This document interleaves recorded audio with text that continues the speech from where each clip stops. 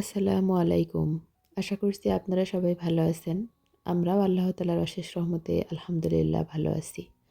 আবারও একটি নতুন লাইফস্টাইল ব্লগ ভিডিওতে আপনাদেরকে স্বাগত জানাই। আমরা গ্রামের বাড়িতে যাচ্ছি। যাত্রাপথে আমাদের এখানে যাত্রা বিরতি দিয়েছে। তো এখান থেকেই ভিডিওটি শুরু করলাম। আমরা ফ্রেশ হয়ে তারপর হালকা পাতলা কিছু নাস্তাও করে নিয়েছি। তারপর এখন আমরা অপেক্ষা করছি বাস কখন ছাড়বে। আমার বাবার বাড়িতে এসেছি। প্রথমে আমার বাবার বাড়িতে থেকে আমি পরীক্ষাগুলো দেব। তারপর পরীক্ষা শেষ হলে আমার শ্বশুরবাড়িতে যাব। কারণ এখান থেকে রংপুর কাছে, এখান থেকে আমার কলেজ কাছে আর কি। তাই পরীক্ষা দেওয়া আমার জন্য ইজি হয়। এটা হচ্ছে আমার বাবার বাড়ির একমাত্র মাটির ঘর। এই ঘরটা বহু বছর আগের, আমার বাবার দাদার আমলের। তো আমার বাবা স্মৃতি হিসেবে ঘরটা রেখে দিয়েছে, ভাঙতে চায় না। আজকে আম্মু ঘরটাকে লেপে একটু পরিপাটি করলো, তো ভাবলাম আপনাদের সঙ্গেও একটু শেয়ার করি, আর আমার ভিডিওতেও স্মৃতি হয়ে থাকবে। এই ঘরটাতে আমার দাদি থাকে। তো দাদি বর্তমানে নেই, ফুপুর বাড়িতে বেড়াতে গেছে। আগেকার দিনে মাটির ঘরে এরকম কোঠর বানানো হতো যাতে টুকটাক কিছু রাখা যায়। বর্তমানে তো গ্রামে নবান্ন উৎসব চলছে, ঘরে ঘরে ধান মাড়াইয়ের কাজ, সবাই ব্যস্ত। আমার বাবার বাড়িতেও ধান মাড়াই হচ্ছে। এখন তো আর আগের মতো কষ্ট করতে হয় না। আগে মানুষ হাতে সব কাজ করতো, এখন বেশিরভাগ কাজ মেশিন দিয়ে হয়। যেমন এখন এই মেশিনে ধান মাড়াই করা হয়। এতে করে মানুষের কষ্ট অনেকটাই লাঘব হয়েছে। এত কষ্ট করে ধান চাষ করতে হয়, সেগুলো আবার মাড়াই করে ঘরে তুলতে হয়, তারপর সেগুলো সিদ্ধ করতে হয়, রোদে শুকাতে হয়, তারপর চাল হয়। খুব পরিশ্রমের কাজ এগুলো। যারা এখনো পর্যন্ত আমার সাথে আছেন, আমার ভিডিওটি দেখছেন, ভিডিওটির কোথাও কোনো অংশ আপনাদের যদি একটু ভালো লেগে যায়, তাহলে প্লিজ ভিডিওটিতে একটা পজিটিভ কমেন্ট করতে ভুলবেন না। আপনাদের পজিটিভ একটা কমেন্ট আমাকে পরবর্তী কন্টেন্ট বানানোর উৎসাহ দেবে।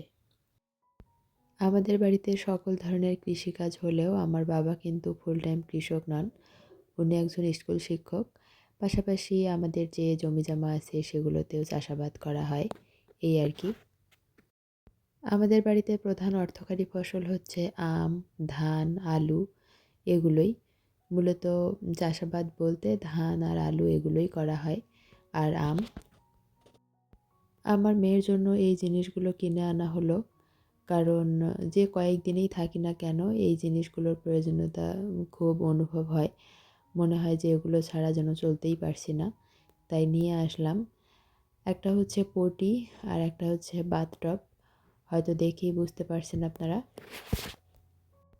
যবে থেকে আমার মেয়ে সাপোর্ট দিয়ে, মানে সাপোর্ট ছাড়াই বসতে পারে, তবে থেকেই ওকে আমি পটিতে বসাই। কারণ পটিতে বসালে হয় কি, পটি ক্লিয়ার হয়।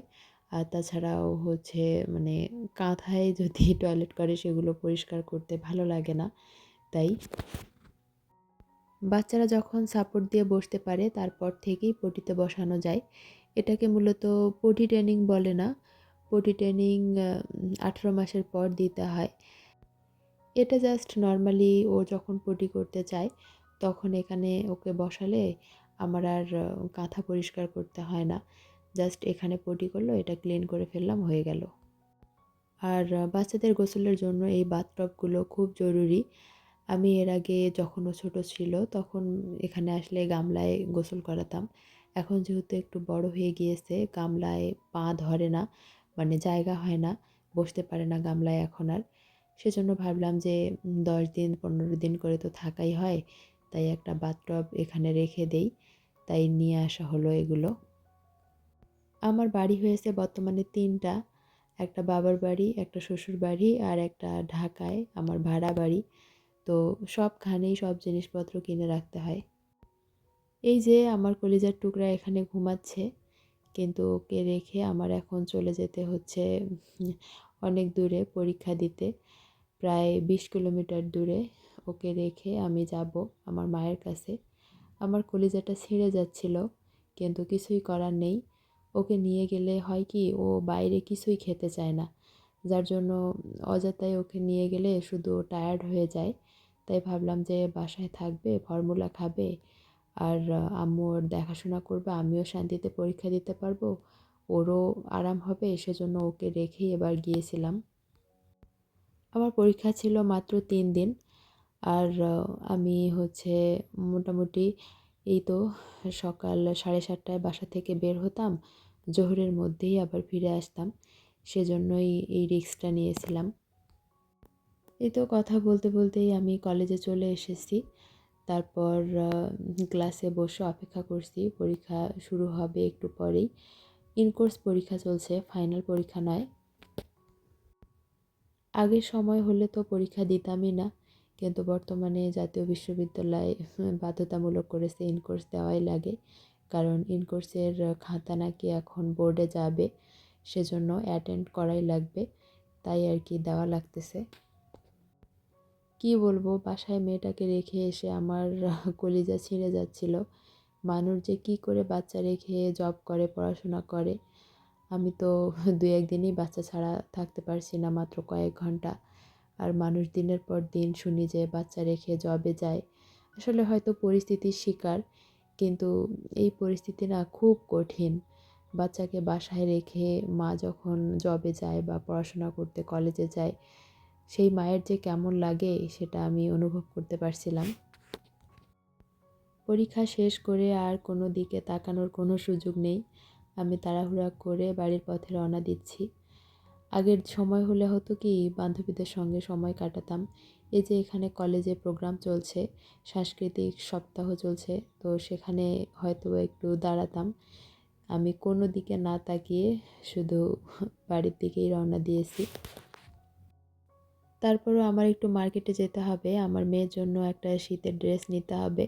উত্তরবঙ্গে শীত বেশি, তাই একটু ভারী কিছু কিনতে হবে, যেটা ঢাকায় লাগেনি বা পাওয়াও যায়নি, সেজন্য কেনা হয়নি। তাই তাড়াহুড়া করে আমি কলেজ থেকে বের হয়ে রিক্সা নিয়ে নিলাম, মার্কেটে যাব, সেখান থেকে আমার মেয়ের জন্য কিছু কেনাকাটা করে তারপর বাড়ি চলে যাব খুব তাড়াতাড়ি। তবে মাশাআল্লাহ, আমার মেয়েটা খুবই শান্তশিষ্ট, ভদ্র। ও কোনো রকম জ্বালাতন করেনি, আমার মায়ের কাছে ছিল। ও যেহেতু এখন বাড়তি খাবার খায়, তো সেগুলো একটু করে খাইয়েছে, আর 2-1বার ফর্মুলা দিয়েছে। এই আমার মা সারাদিন কোলে করে নিয়ে বেরিয়েছে, আর ও একটু বেড়াতে পছন্দ করে, তাই কোনো ডিস্টার্ব করেনি মাকে। আর আমি একটু ওই দিন লালবাগে গিয়েছিলাম মাটির জিনিসপত্র একটু দেখতে, দেখতে বলতে কিনতে আর কি, কিন্তু কিনিনি, জাস্ট দেখেই চলে আসা লাগছে। সেরকম পছন্দও হয়নি, আবার দামেও বলছিল না। শুধু হচ্ছে এই ভর্তা বানানোর জন্য একটা, আমরা তো বলি ঘুটনি, আর অনেকেই বলে পিসনি, তো যাই হোক, সেগুলো একটা নিয়েছি। ঢাকায় এক ভাবি বারবার বলে যে উনি বাটনা পিসনি নিবে, তো ওনাকে একটা বাটনা পিসনি গিফট করব, তার জন্যই নিলাম। আমার মেয়ের জন্য কি নিলাম সেটা একটু দেখিয়ে দেই। এই তো এই ড্রেসটা নিয়েছি, ভারী শীতে যখন কনকনে ঠান্ডা পড়বে, কুয়াশা পড়বে, শৈত্যপ্রবাহ, তখন এটা পরাবো। মূলত এটা কি বলে জানি না, জ্যাকেট না কি যেন জানি না, দোকানদাররা তো সেট বলছিল। তো যাই হোক, এটা নিয়েছি। কেমন হয়েছে আপনারা জানাবেন। আমার কাছে তো ভালোই লেগেছে, ভালো লেগেছে জন্যই কিনেছি। দেখে কতটুকু বুঝতে পারছেন জানি না, এটা কিন্তু বেশ মোটা। হালকা শীতে এগুলো পরানো যাবে না, বাচ্চা ঘেমে যাবে। যখন শৈত্যপ্রবাহ হবে বা বাহিরে জার্নি করব, মানে বাতাস থাকবে, সেই সময়গুলোতে এগুলো পরাতে হয়। আর মেয়ের জন্য আরও কয়েকটা পায়জামা নিয়ে আসলাম। এগুলো একটু বড় সাইজ, যাতে ডায়পারের সঙ্গে পরাতে পারি। আর এই কাপড়গুলো একটু বেশি আরামদায়ক, মানে গরম কাপড়, যখন প্রচণ্ড ঠান্ডা পড়বে তখন আরাম পাবে এই কাপড়গুলোতে, তাই নিয়ে আসলাম। আমার মনে হয় ডিসেম্বর মাসটা রংপুরেই থাকা হবে, সেজন্যই আমার শীতের একটু কাপড় চোপড় বেশি লাগতেছে বাচ্চার জন্য, কারণ এখানে বেশি ঠান্ডা। আর এই মানকি টুপিটা নিয়েছি, ও মূলত টুপি হাত দিয়ে খুলে ফেলে টেনে টেনে, সেজন্য এই টুপিটা নিয়েছি যাতে খুলতে না পারে। আর ওর জন্য এই হাঁসটা। সময় থাকলে ঘুরে ঘুরে আরও কিছু কেনাকাটা করা যেত, কিন্তু সময় নেই, তাড়াহুড়া করে শুধু এগুলোই নিয়ে এসেছি। আর আমার জন্য একটা গ্লিসারিন, শীতকালে গ্লিসারিন না হলে চলেই না। গ্লিসারিন আর একটা মনে হয় নেইল কাটার, হ্যাঁ একটা নেইল কাটার নিয়েছি। এই কেনাকাটা। আর আমার শাশুড়ির জন্য একটা হামানদিস্তা নিয়েছি। কয়েকদিন পর শ্বশুরবাড়িতে যাব। আমার পরীক্ষা শেষ হয়ে গিয়েছে। পরীক্ষা শেষে তার ভিডিওটি এডিট করে আপনাদের সঙ্গে শেয়ার করছি। এই হামানদিস্তা নিয়েছি আমার শাশুড়ির জন্য। শ্বশুরবাড়িতে গেলে ওখানেও বেশ কিছুদিন থাকা হবে আমার। আজকের মতো তাহলে এখানেই বিদায় নিচ্ছি। দেখা হবে আবারও নতুন কোনো ভিডিওতে ইনশাআল্লাহ। সেই পর্যন্ত আপনারা সবাই ভালো থাকবেন, আমাদের জন্য দোয়া করবেন। আল্লাহ হাফেজ। আসসালামু আলাইকুম।